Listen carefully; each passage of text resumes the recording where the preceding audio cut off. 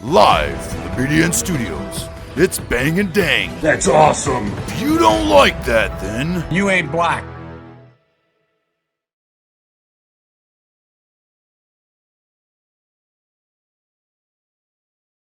Welcome back to Outlaws and Gunslingers with your hosts, Bang and Dang, and it's finally time. Finally! We've been literally talking about this for 2 years plus, saying anytime now, right around the corner, it's right around the corner. Hey. Well, we officially made it around the corner, because as you can see by the title of this show, we are moving on to the Mafia. first of all, don't turn into little lefties and start crying because we're mispronouncing names. I don't want to hear that shit. Well, I went through, at least for this episode, most of these guys will hear multiple times throughout this Mafia series, but I went through most of them and got the correct pronunciation. It's up to us whether we're going to remember that when the time comes to repeat that name later on in the episode. But Diggity doubt it. And Dang hereby promises not to pronounce every name with a Capella, a Cecilia, and a Buddha. I think he promises that. We'll see. We're going to do... First, we're just going to do this episode's going to be... You see a history of the Mafia from the beginnings to all the way up till today, which obviously will highlight the Mafia as it is, and then we'll go from the first Mafia guy to arrive that we think, and then we'll just go from there, moving in like a timeline until we get to the birth of the 5 families, and then we'll cover one family at a time, and then boom, eventually we'll make it to today's Mafia. So yeah, we got lots to go with the Mafia here. Wow, it's going to take forever. It's not. It's going to be probably last till the end of the year for sure. Well, with that being said, we got the origins of the Mafia, who they obviously come from Sicily, known as the Sicilian Vespers Revolution against the occupying Angevins is traditionally viewed as the birth of the Mafia in Sicily. There are no contemporary mentions of the name Mafia, a term which comes into being hundreds of years later, but the underground movement against Anjou may be seen as the ancestor of a later Mafia. The revolution began on Easter Sunday in 1282. Dang. March 29th by the Julian calendar then in the use. The word Mafia derives from the Sicilian adjective mafioso, which roughly translated means swagger, but can also be translated as boldness or bravado. In reference to a man, obviously mafioso,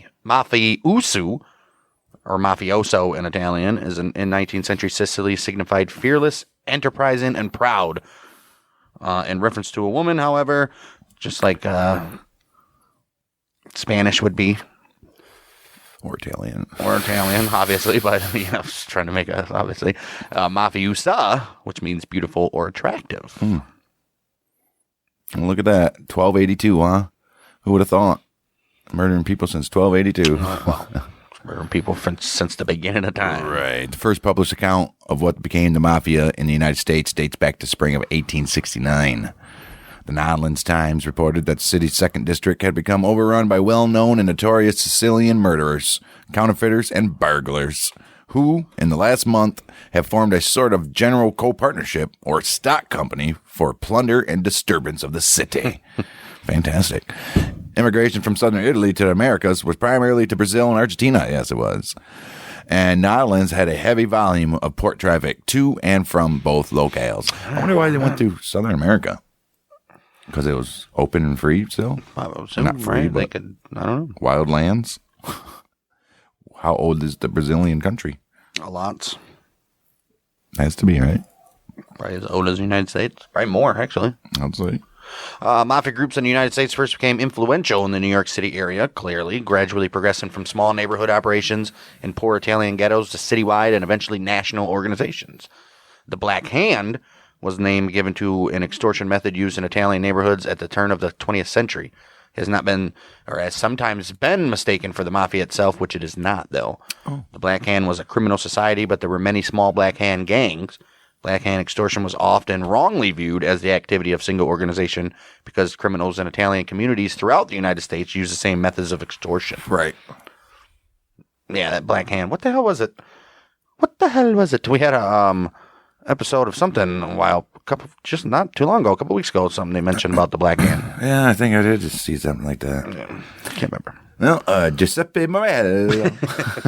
Giuseppe Morello was the first known mafia member to emigrate to the United States of America. He and his 6 other Sicilians fled to New York after murdering 11 wealthy landowners, the chancellor, and a vice chancellor of a Sicilian province. Oh, jeez. He was arrested in Netherlands in 1881 and extradited back to Italy.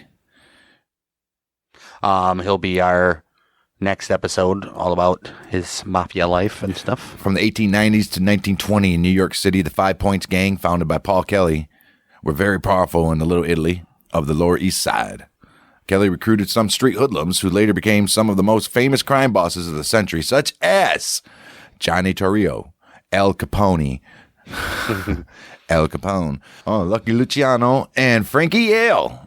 Al Capone and Luciano, we already did episodes on as part of our Prohibition stuff way back when. So if you want to, we're not obviously going to repeat those, but if you want to go back and look up those, then you can look up those. But Luciano and Al Capone obviously will play a big part in other people's stories, obviously. Right. They were often in conflict with the Jewish Eastmans of the same area. There was also an influential mafia family in East Harlem. The Neapolitan Camorra was also very active in Brooklyn. Oh, shit. In Chicago, the 19th Ward was an Italian neighborhood that became known as the Bloody 19th due to the frequent violence in the ward, mostly as a result of mafia activities, feuds, and vendettas. I would think so. Right. Well, moving down to the south, Nolens was also the site of the first possible mafia incident in the United States that received both national and international attention. October 15th, 1890, Nolens Police Superintendent David Hennessy was murdered execution style. Yeah. It is still unclear whether Italian immigrants actually killed this man or whether it was a frame-up by nativists against the reviled underclass immigrants. Could have been both. Right. Hundreds of Sicilians were arrested on mostly baseless charges, and 19 were eventually indicted for the murder. 19? Jeez.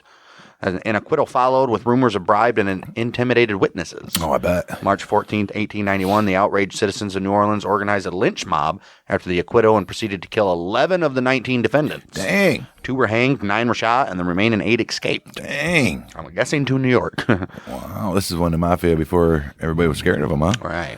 Like, we'll put you guys out. And they're like, we'll come back, you'll see. Mm-hmm.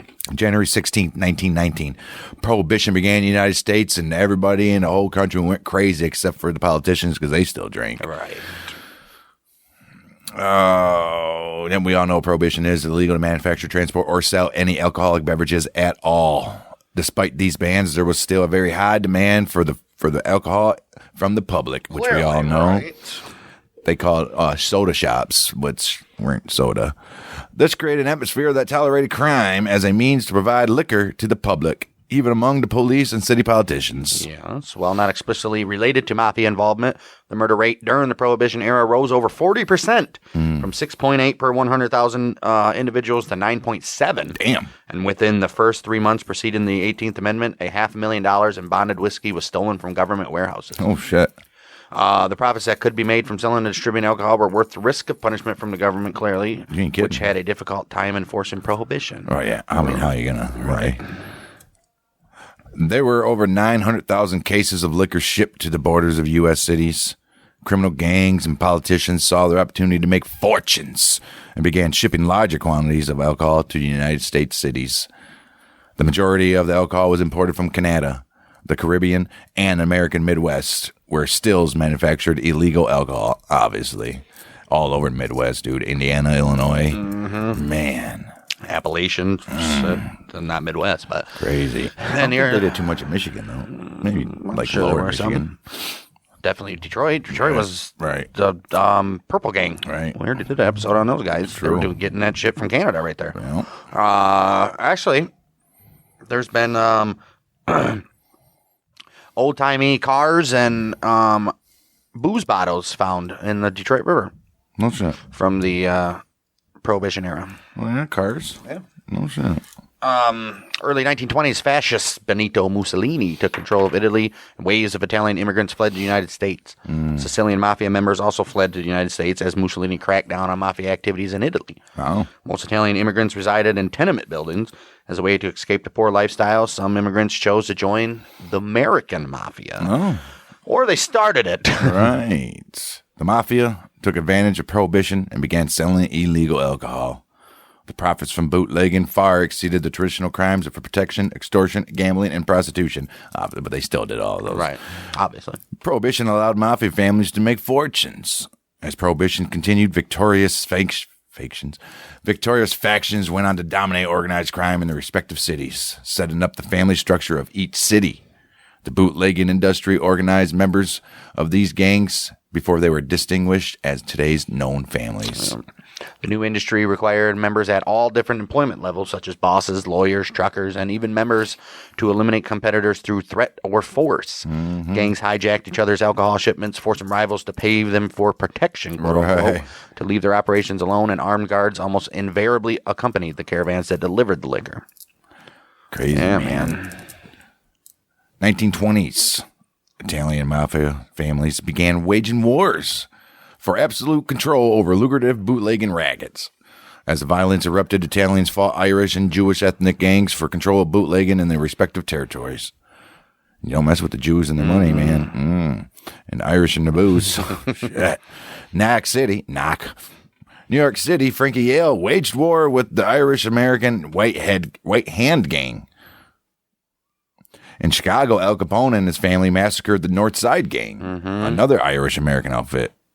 New York City, by the end of the 20s, two factions in organized crime had emerged to fight for control of the criminal underworld, one led by Joe Masseria and the other by Salvatore Maranzano.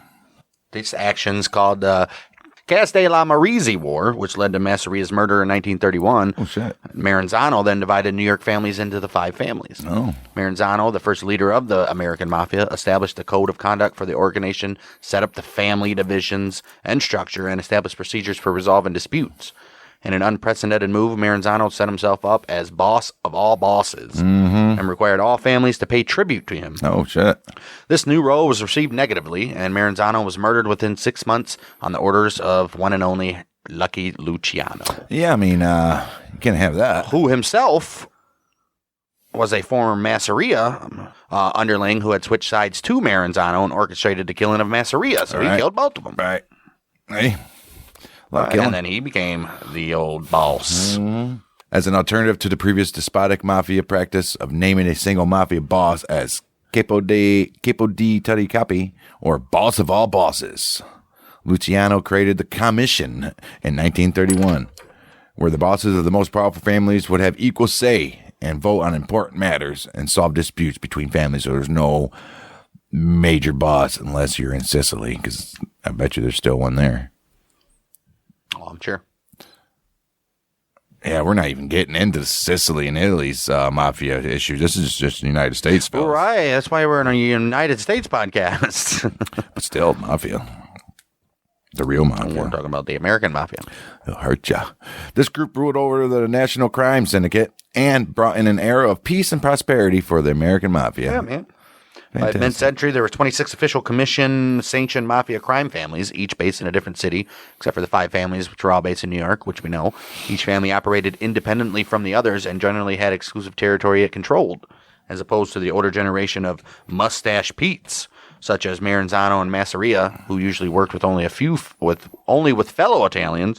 The Young Turks, quote-unquote, led by Luciano, were more open to working with other groups, most notably the Jewish-American criminal syndicates, to achieve greater profits. Right. Well, they would work with them, but you can only be... You're not joining. Right.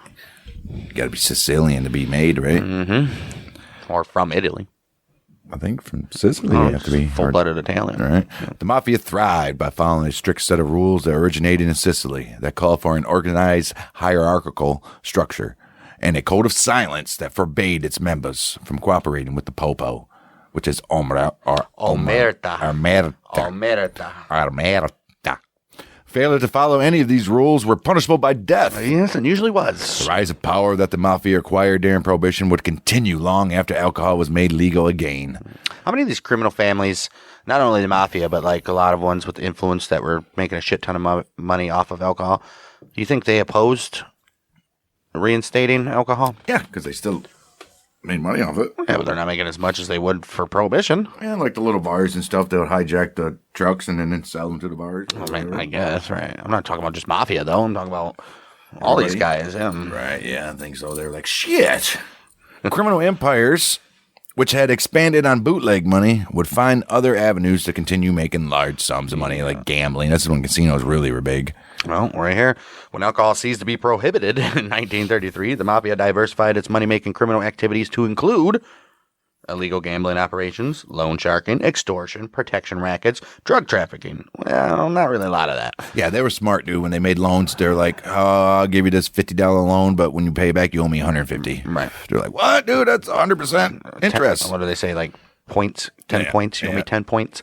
They had fencing operations and labor racketeering through controlled labor unions. Damn right they did. Mid-20th century, the mafia was reputed to have infiltrated many labor unions in the United States, most notably the Teamsters, Jimmy Hoffa, and International Longshoremen's Association. Look at that shit. This allowed crime families to make inroads into very profitable, legitimate businesses such as construction, demolition, waste management, Tony Soprano, trucking, and construction, and in waterfront and garment industries. You know, they got to get the clothes for the women. And themselves. Right. In addition, they would raid the union's health and pension funds, extort businesses with threats of a workers' strike, and participate in bid rigging. New York City, most construction projects could not be performed without the five families' approval. In the port and loading dock industries, the mafia bribed union members to tip them off to valuable items being brought in. Mobsters would then steal these products and fence the stolen merchandise. Jeez. Yeah, dude, think about all those big-ass skyscrapers that are built in New York City right now. All of them have something to do with the mafia. Yep. It's crazy. Built by the mafia. Meyer Lansky made inroads into the casino industry in Cuba during the 30s, while the mafia was already involved in exporting Cuban sugar and rum. When his friend Fulgencio Batista became president of Cuba in 52, several mafia bosses were able to make legitimate investments in legalized casinos. One estimate of the number of casinos mobsters owned was no less than 19. However, Cuba was a hotspot, dude. Yeah. Well, however, though, when Batista was overthrown by Fidel Castro, he banned the U.S. investment in the country and put an end to the mafia's presence in Cuba. He did, but who was there in the 50s? There was a big name that went to Cuba. All of them. All right. Las Vegas was seen. Lucky Luciano went there for a minute, I believe. Las Vegas was seen as an open city where any family can wake. Once Nevada legalized gambling, mobsters were quick to take advantage, and the casino industry became very popular in Vegas. Since the 40s, mafia families from New York, Cleveland, Kansas City, Milwaukee, and Chicago had interest in LV, and Las Vegas casinos. They got loans from the Teamsters Pension Fund, a union they effectively controlled, and used legitimate frontmen to build casinos. Have you guys ever watched the movie Casino? They delve into that a little Or bit. listen to our episode on Bugsy Siegel. Right.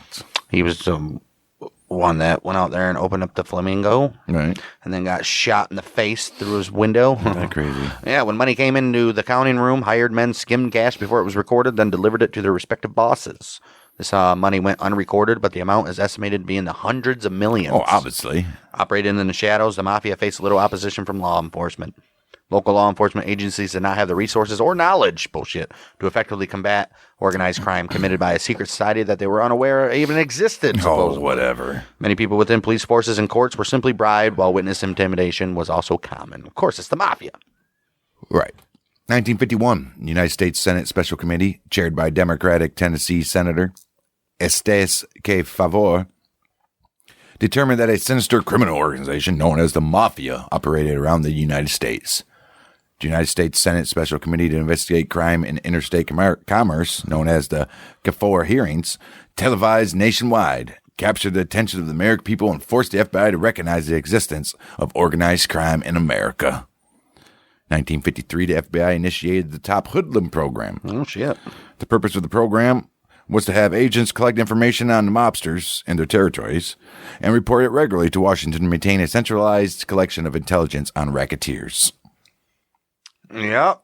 Meanwhile, we got the Appalachian meeting, which was a historic summit of the American Mafia held at the home of mobster Joseph Joe the Barber Barbara at 625 McFall Road in Appalachian, New York, November 14th, 1957. Allegedly, the meeting was to discuss various topics, including loan sharking, narcotics trafficking, and gambling, along with dividing illegal operations controlled by the recently murdered Albert Anastasia. Poor guy. Right. Speaking of, the dude's name is Joe the Barber. Right. Anastasia got shot in a barber's chair while he was getting his, a shave. Oh, that sucks. Yeah. Estimated 100 mafiosis from the United States, Italy, and Cuba are thought to have attended this meeting. Oh, shit. Majors there, huh? Mm-hmm. Immediately after Anastasia murder in October, and after taking control of the Luciano crime family, renamed the Genovese crime family from Frank Costello, Vito Genovese wanted to legitimize his new power by holding a national Cosa Nostra meeting. As a result of the Appalachian meeting, the membership books to become a made man in the mob were closed and were not reopened until 1976. Like, we got who we got, and no new people coming in. Too much attention here. We can't be letting all these guys in no more. Right. Well, local and state law enforcement became suspicious when numerous expensive cars bearing license plates from around the country arrived in what was described as the Sleepy Hammond. Yeah, Sleepy Hammond of Appalachian. Why wouldn't they do it in New York? Right. After setting up roadblocks, the police raided the meeting, causing many of the participants to flee in the wood and area surrounding the Barbara estate. Oh, no. More than 60 underworld bosses were detained and indicted following the raid. Wow. Oh, shit. 60 of them? Mm-hmm. Damn. 20 of those who attended the meeting were charged with conspiring to obstruct justice by lying about the nature of the underworld meeting. How they know? Okay. And found guilty in January of 1959. All were fined up to $10,000 each and given prison sentences ranged from 3 to 5 years. Damn. Every one of the convictions were overturned on appeal the following year. One of the most direct and significant outcomes of the Appalachian meeting was that it helped to confirm the existence of a nationwide criminal conspiracy, a fact that some, including the FBI, J. Edgar Hoover, this idiot, had long refused to acknowledge, even though he knew. And probably had his hand in it. Right. I mean, come on. Al Capone, right. Luciano, the whole Prohibition area. I mean, get out of here. Genovese crime family soldier Joe Valachi was convicted of narcotics violations in 1959 and sentenced to 15 years in prison. Damn. His motive. Oh, he became an informer, by the way. He's the first guy to turn state's evidence. His motivations for becoming an informer had been the subject of some debate. Valachi claimed to be testifying as a public servant to expose a powerful criminal organization that he had blamed for ruining his life, but it is also possible he was hoping for government protection as part of a plea bargain in which he was sentenced to life imprisonment instead of death for a murder which he had committed in 1962 while in prison for his narcotics violation. Right. Oh, shit. He knew he wasn't going to make it in prison. Well, he murdered somebody in prison. He probably had to. He probably had to. They probably was there to murder him. Right. And that's why he was like, shit, I got to talk here because you think there's some bad mafia guys out there. Well, let's just say it right here. Valachi murdered a man in prison who he feared mob boss and fellow prisoner Vito. Damn, he was a prisoner too. Vito Genovese had ordered to kill him. He was like, man. Valachi and Genovese were both serving sentences for heroin trafficking in the 50s. Yeah. On 22nd. Seen Outsiders or right. Deuces Wild. It's true. 22nd of June, 1962, using a pipe left near the construction work, Valachi bludgeoned an inmate to death, who he had mistaken for Joseph Di Palermo, a mafia member who had believed had been contracted to kill him. Right. After time with the FBI handlers, Valachi came forward with a story of Genovese giving him a kiss on the cheek, which he took as a kiss of death. Usually it is. Mm-hmm. A $100,000 bounty for Valachi's death had been placed by Genovese himself. Mm-hmm. Well, soon after Valachi decided to cooperate with the U.S. Justice Department. October 1963, he testified before Arkansas Senator John McClellan's Permanent Subcommittee on Investigations of the U.S. Senate Committee on Government Operations. You think he's related to General McClellan? Maybe. Which was known as the Valachi hearings, stating that the Italian-American Mafia actually did exist. Obviously. They do exist. The first time a member had acknowledged its existence in public. Damn. You know, he got murdered. Valachi's testimony was the first major violation of Omerta, breaking his blood oath. He was the first member of the Italian-American Mafia to acknowledge his existence publicly, and is credited with popularization of the term Cosa Nostra. Although Valachi's disclosures never led directly to the prosecution of any mafia leaders, He provided many details of the history of the mafia, its operations, its rituals, and he also aided in the solution of several unsolved murders. And he also named many members and the major crime families. He's like, you guys want to know who the five families are? Right. They're like, what, 5? Oh, jeez. Like, yeah. Well, there's more. There's more. The trial exposed American organized crime to the world through Valachi's televised testimony. Damn, televised too. However, this all created more pressure on the mafia. While this all created more pressure on the mafia, it did little to curb their criminal activities. Right, I mean, come on. Success was made by the beginning of the 80s, though, when the FBI was able to rid Las Vegas casinos of mafia control and made a determined effort to loosen the mafia stronghold on labor. By the late 70s, the mafia were involved in many industries, including betting on college sports. Several mafia members associated with the Lucchese crime family participated in the point shaving scandal. We all know that, the Boston College basketball team. Yep. By Rick Kuhn, Henry Hill, and others associated with the family. They manipulated the results of the games during the 78-79 basketball season. Was Lucchese ever mentioned in Goodfellas? I don't think so. Right, because the guy's name was Paul or something, right? Yeah, Paulie, but he was not the head of the Lucchese family, though. No. He was just of that sector. Right. Through bribing and intimidating several members of the team, they ensured their bets on the point spread of each game would go in their favor. One of the most lucrative gains for the mafia was through gas tax fraud. They created schemes to keep the money that they owed in taxes after the sale of millions of dollars worth of wholesale petroleum. Man, you want this petroleum so wholesome? Some wholesome petroleum. They created schemes to keep the money that they owed in taxes after the sale of millions of dollars worth of wholesale petroleum. This allowed them to sell more gasoline at even lower prices. Michael Franzese, also known as the Yuppie Don, ran and organized a gas scandal and stole over $290 million in gasoline taxes by evading the IRS and shutting down the gas station before government officials could even make him pay what he owed. Franzese was caught. Franzese was caught in 1985. Yeah, well, $290 million, though. Damn. Well, restaurants were yet another powerful means by which the mafia could gain economic power. A large concentration of mafia-owned restaurants was in New York City, clearly. Not only were they the setting of many killings and important meetings, but they were also an effective means of smuggling drugs and other illegal goods. Damn right. From 85 to 87, Sicilian mafiosi in the U.S. imported an estimated $1.65 billion worth of heroin through pizzerias, hiding the cargo and various food products. You ain't kidding. Wow. That's crazy shit. Another one of the areas of economy that the mafia was most influential in was Las Vegas, beginning just after World War II with the opening of the first gambling resort called the Flamingo. Right. Many credit the mafia being a big part of the city's development in the mid-20th. Yeah, you think? Right, mid-20th century, as millions of dollars in capital flowing into new casino resorts laid a foundation for further economic growth in the middle of a frickin' desert.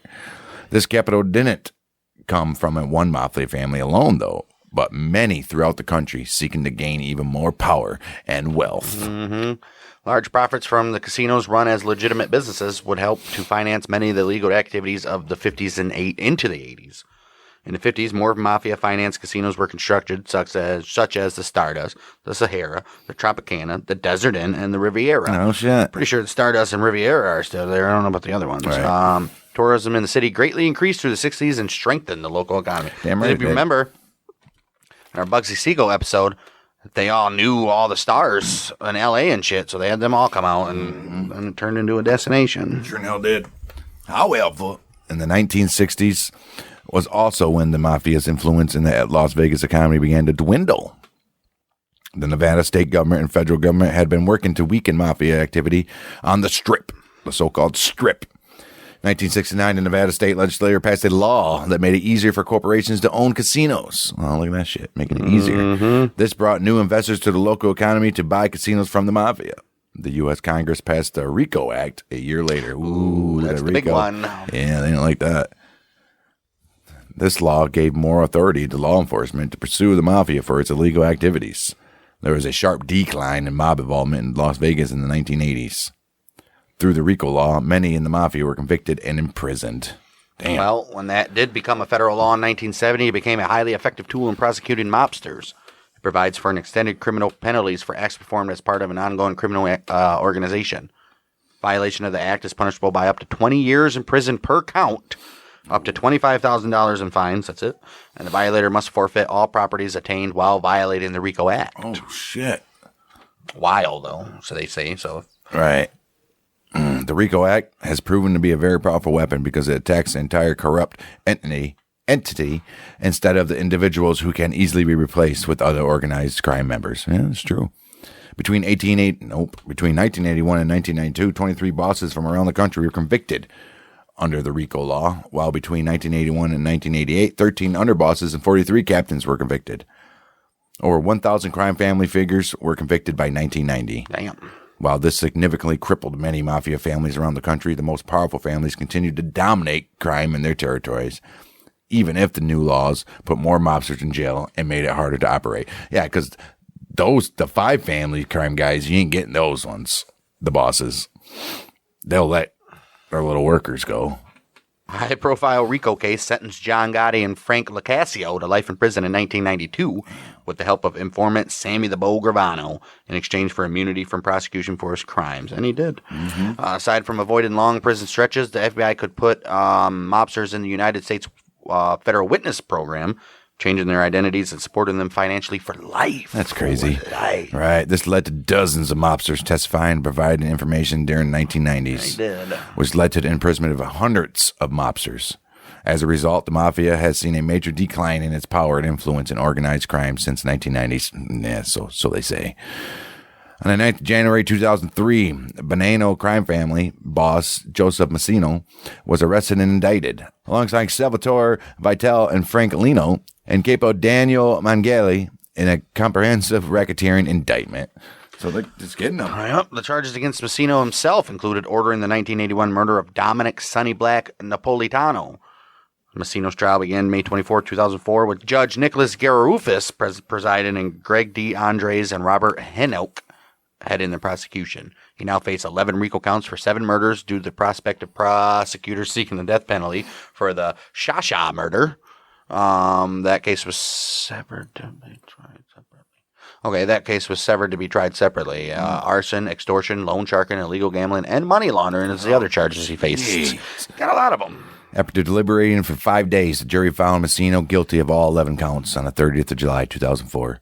His sentencing was initially scheduled for the 12th of October, and he was expected to receive a sentence of life in prison with no possibility of parole. The jury also approved the prosecutor's recommended $10 million forfeiture of all assets as Bonanno boss on the day of the verdict. So no more money for you mofos. That's why you shouldn't put it in banks. Stack it on boats like George Young did. No? Worked out for him. Well, he did, because he ended up putting it in banks like a moron. Immediately after his July 3rd conviction, as court was adjourned, Massino requested a meeting with Judge Garufis, where he made his first offer to cooperate. Oh. He did so in hopes of sparing his life. He was facing the death penalty if found guilty of Shasha's murder. Indeed, one of John Ashcroft's final acts as Attorney General was to order federal prosecutors to seek the death penalty for Massino. Ooh. Massino thus stood to be the first mafia boss to be executed for his crimes, and the first mob boss to face the death penalty since Lepke Buckhalter was executed in 1944. Oh, shit. Massino was the first sitting boss of the New York crime family to turn state's evidence. Shitty when the boss turned state evidence. Man. And the second in the history of American Mafia to do so. Philadelphia crime family boss Ralph Natalie had flipped in 1999 when facing drug charges, though Natalie was mostly a front boss, while the real boss of the Philadelphia Mafia used Natalie as a diversion for authorities, obviously. Right. 21st century, the Mafia has continued to be involved in a broad spectrum of illegal activities. They will be forever. Well, these include murder, extortion, corruption of public officials, gambling, infiltration of legitimate businesses, labor racketeering, loan sharking, tax fraud schemes, and stock manipulation schemes.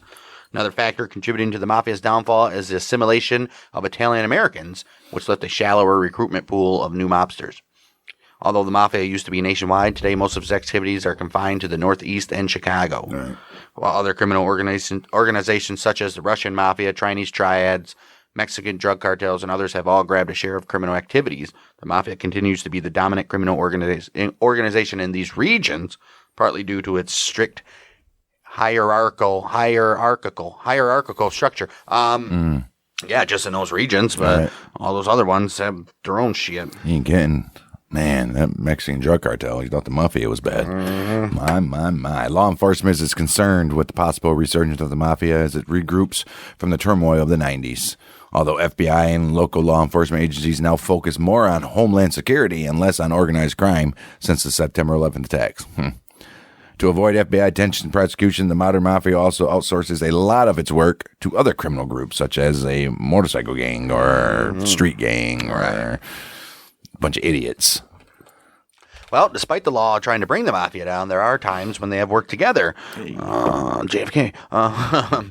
More specifically, the U.S. Naval Intelligence entered into agreement with Lucky Luciano, which remember from that episode, to gain his assistance in keeping the New York waterfront free from saboteurs after the destruction of the SS Normandy in World War II.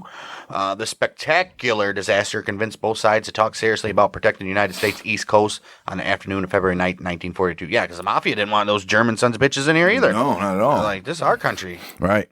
While it was in the process of being converted into a troop ship, the luxury ocean liner SS Normandy mysteriously burst into flames with 1,500 sailors and civilians aboard. All but one escaped, but 128 were injured by the next day, and the ship was a smoking hole. In his report 12 years later, William Herland's commissioner of investigation made the case for the United States government talking to the top criminals, stating the intelligence authorities were greatly concerned with the problems of sabotage and espionage. Suspicions were rife with respect to the leaking of information about convoy movements. The Normandy, which was being converted for war use as the Navy auxiliary Lafayette, had burned at the pier in the North River in New York City. Sabotage was suspected. Oh, probably. August 1960, Colonel Sheffield Edwards, director of the Office of Security at the CIA, proposed the assassination of Cuban head of state Fidel Castro by mafia assassins. Between 1960 and April 61, the CIA, with the help of the mafia, pursued a series of plots to poison or shoot Castro. They tried to assassinate that guy so many times. Yep. Those allegedly involved included Sam Giancana, Carlos Marcello, Santo Travacante Jr., and John Rosselli. Oh, shit. In 2007, Linda Shiro don't have a story. She testified in an unrelated court case that her late boyfriend, Gregory Scarpa, a capo in the Colombo family, had been recruited by the FBI to help find the bodies of 3 civil rights workers who had been moited in Mississippi in 1964 by the KKK. She says that she had been with Scarpa in Mississippi at the time and had witnessed him being given a gun, and later a cash payment by FBI agents. Oh. She also testified that Scarpa had threatened a Klansman by placing a gun in the Klansman's mouth, forcing the Klansman to reveal the location of the bodies. Similar stories of the mafia involvement. Wait, so the FBI gave him a gun and cash to go down there and interrogate the Klansman? Damn. Fantastic. Similar stories of mafia involvement in recovering the bodies had been circulated for years and had been previously published in the New York Daily News, but had never before been introduced in court. Oh, shit.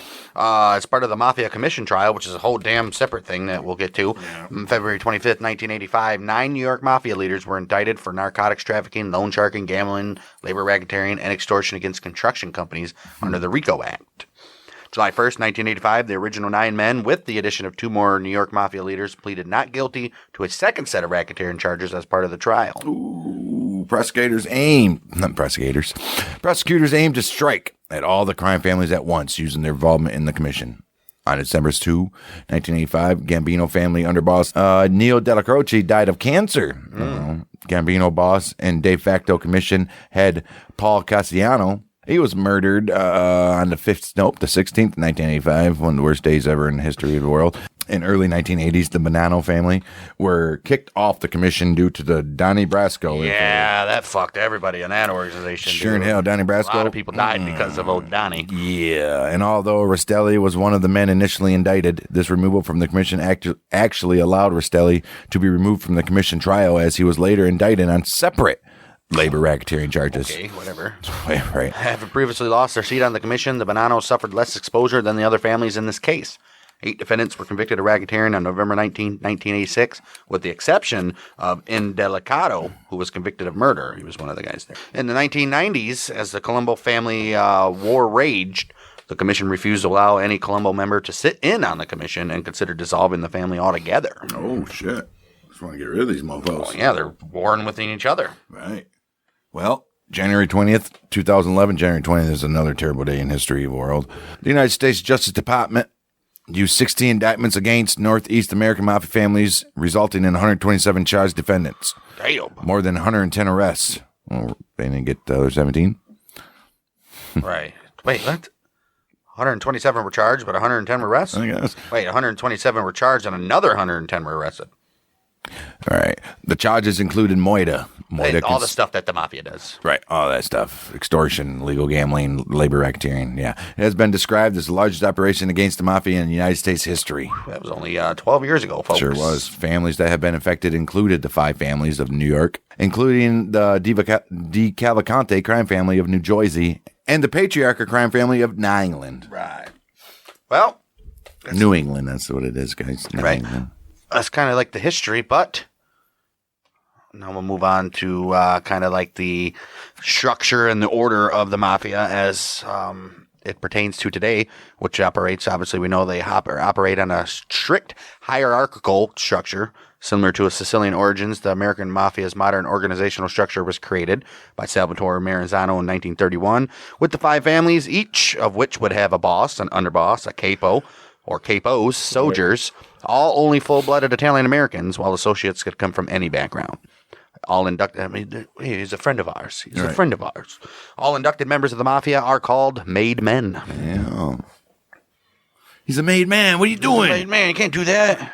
This signifies that they were untouchable in the criminal underworld, and any harm brought to them will be met with retaliation. With the exception of associates, all mobsters within the mafia are made official members of a crime family. The 3 highest positions make up the administration.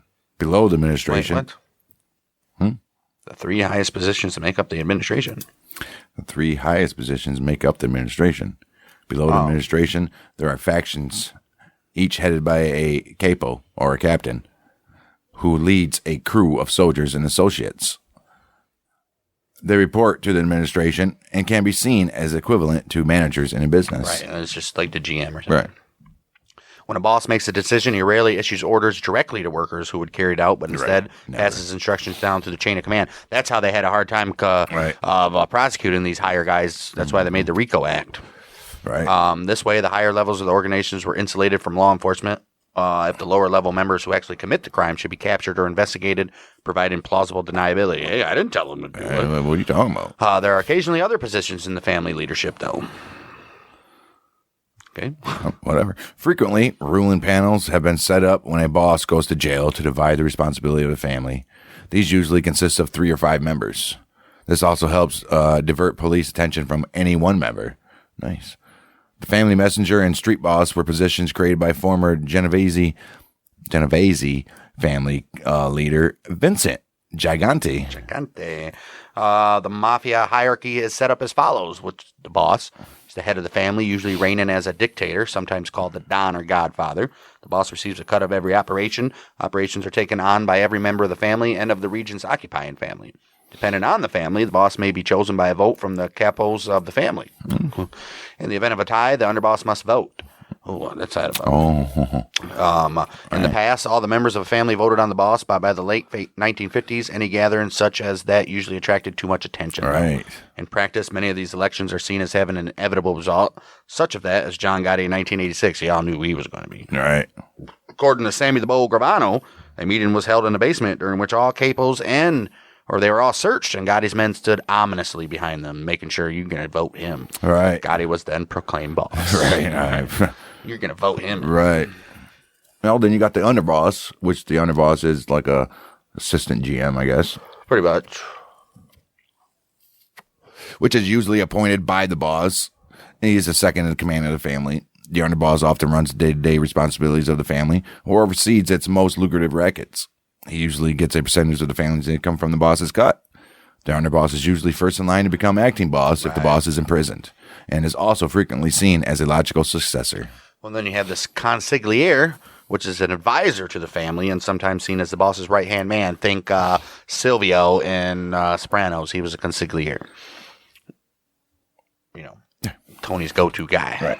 He is used as a mediator of disputes and often acts as a representative or aide for the family meetings with other families, rival criminal organizations, and important business associates. In practice, he is normally the third-ranking member of the family and was traditionally a senior member carrying the utmost respect of the family and deeply familiar with the inner workings of the organization. Right. He will also often appoint a trusted close friend or personal advisor as his official consigliere. Right. Why wouldn't you? Now you got the capo, what's they call it, the capo regime? Regime, capo regime. It was also, he was either a captain or a skipper. What's up, skipper? Is in charge of a crew, a group of soldiers who report directly to him. Think Paulie, right, and the Goodfellas. Right, and even Tony in the first part of Sopranos. Yeah, Tony, before he became boss of the New Jersey family. Right. Each crew usually contains 10 to 20 soldiers and many more associates. A capo is appointed by the boss and reports to him or the underboss. A capo gives a percentage of his and his underlings' earnings to the boss and is also responsible for any tasks assigned, including moida. In labor racketeering, it is usually a capo who controls the infiltration of union locals. If a capo becomes powerful enough, he can sometimes wield more power than some of his superiors. Mm-hmm. That's true. In cases like Anthony Corallo, they might even bypass the normal mafia structure and lead the family when the boss dies. Yeah, man. Oh, shit. Well, then we get soldier.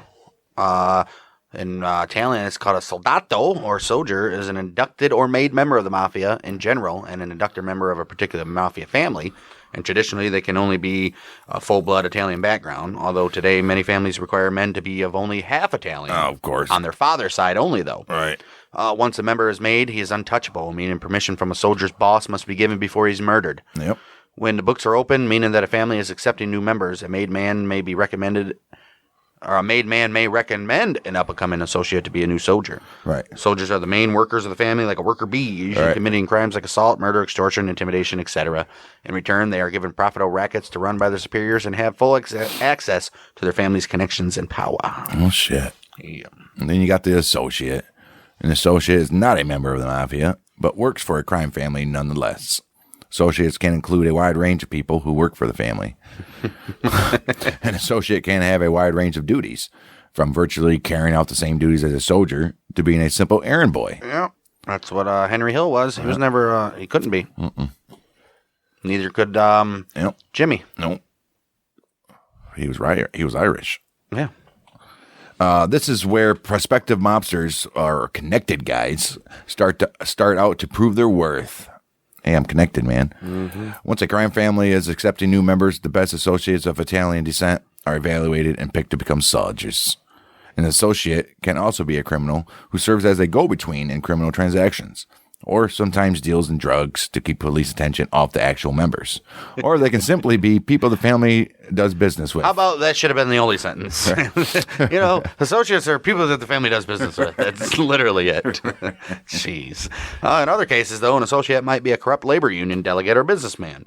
Non-Italians will never go any further than this, although many non-Italian associates of the mafia, such as Meyer Lansky, Bugsy Siegel, Murray Humphreys, Mickey Cohen, Gus Alex, Bumpy Johnson, Frank Sharon, Jimmy Hoffa, Jake Guzik, Gerard Ouimet, and James Burke. Hey, Jimmy Burke.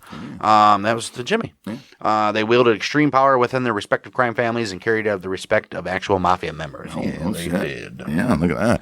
Well, the mafia initiation ritual to become a made man in the mafia emerged from various sources, such as Roman Catholic confraternities, Masonic lodges in mid-19th century Sicily, and rituals used by witches. Oh, shit. At the initiation ceremony, the inductee would have his finger pricked with a needle by the officiating member.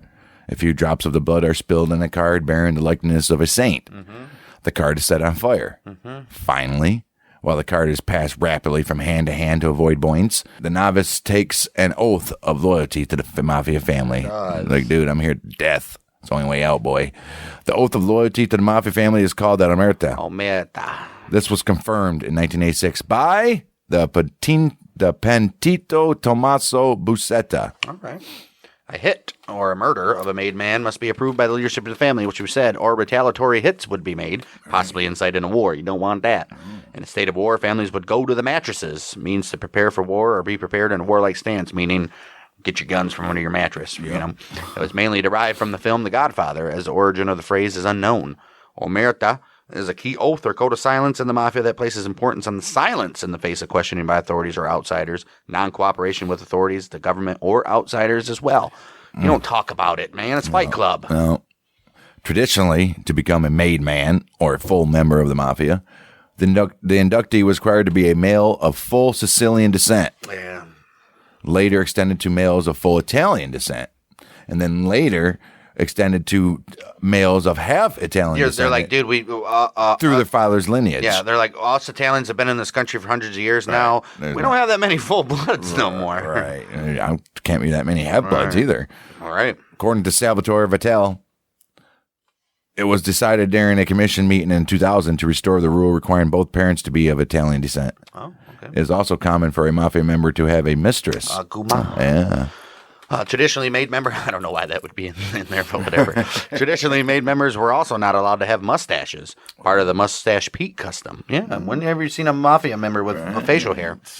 Homosexuality is reportedly incompatible with the American Mafia Code of Conduct. See, what's his name? Vito. Homosexual, yeah. In 1992, John D'Amato, acting boss of the De Cavalcante family, was killed when he was suspected of engaging in homosexual activity. He's a boss, dude. Shit.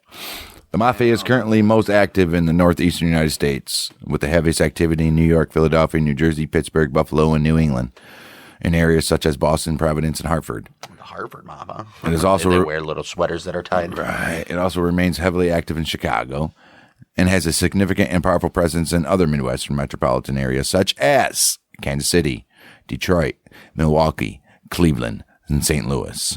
Outside of these areas, the mafia is also very active in Florida, Las Vegas, and Los Angeles, and also in Tulsa. Right. Mafia mafia families have previously existed to a greater extent and continue to exist to a lesser extent in northeastern Pennsylvania, Dallas, Denver, New Orleans, Rochester, San Francisco, San Jose, Seattle, and Tampa. While some of these regional crime families may no longer exist to the same extent as before, descendants have continued to engage in criminal operations, while consolidation has occurred in other areas, with rackets being controlled by more powerful crime families from nearby cities. Right. At the mafia's peak, there were at least 26 cities around the world, or around the United States, with Cosa Nostra families, with many more offshoots and associates in other cities. And they continue to today. Yeah, and it's probably just as big today as it always has been. Well, let's see. FBI says the mafia is alive and well. There's about 3,000 members of these guys. That's it. That's a lot. Not that many. How much more do you want it to be? A lot. Like 50,000? Yeah. Over 3,000 members and associates. That's estimated. When I say over 3,000, that means it's like 3 to 10,000. Oh, I'm sure. Okay, by comparison, what's the largest gang? 38th Street Gang is one of the largest what? Hispanic. It's 33,000 gangs are active in the United States right now. 1.4 million people are part of gangs as of 2011, so probably even more than that. Yeah, that's why there's more than 3,000 mafia guys. MS-13, yeah, those guys are everywhere. Oh, those guys are rough. 10 biggest gangs in the United States. The Vagos, the Florencia 13s, the Aryan Brotherhood, the Bloods, Cosa Nostra. They say right here they got 25,000 members. And this is in 2021. Crips got about 30 to 35,000. Latin gangs got about 43,000. 18th Street's got about 65,000. Mara Salvatrucha, another Latin gang, 70,000. And the Gangster Disciples in Chicago got 50 to 100. The Gangster Disciples. Yeah, that's going to do it for this episode. Kind of highlighting the history and some of the shit that the mafias went through, some of their hierarchy, and just a little bit about them. But I'm sure you guys mostly know everything that we said here, but I wanted to give obviously a little background before we start getting into the real in-depth stuff, which, as we stated earlier in this episode, the first known mafia member to come over to the United States was Giuseppe Morello, also known as the Clutch Hand. Hey, the Clutch Hand. Who the Claw. Who had a big part in the Castellamarese. What was it called? Castellamarese? Castellamarese War. Yeah, whatever. Yeah, and then he gets murdered. So young. spoiler alert on He was that. young. Yeah, he was about 50. something. Yeah. But yeah, he's got big connections with Masseria and Maranzano and all that stuff. So those are, I'm sure, one of those guys will be the next after this before we get into the actual 5 families where we'll go into family by family and do like everybody associated in them families. But got a long ways to go in this mafia. Oh, dude, there's so many people. So many people. Jeez. Good shit. Yes, it is. So I think we did pretty well on the name pronunciations today. Oh, we haven't get to none of the good names yet. Or the hard names. Right. There's a lot of them. There's these damn Italians. Got so much stuff here. So, yeah.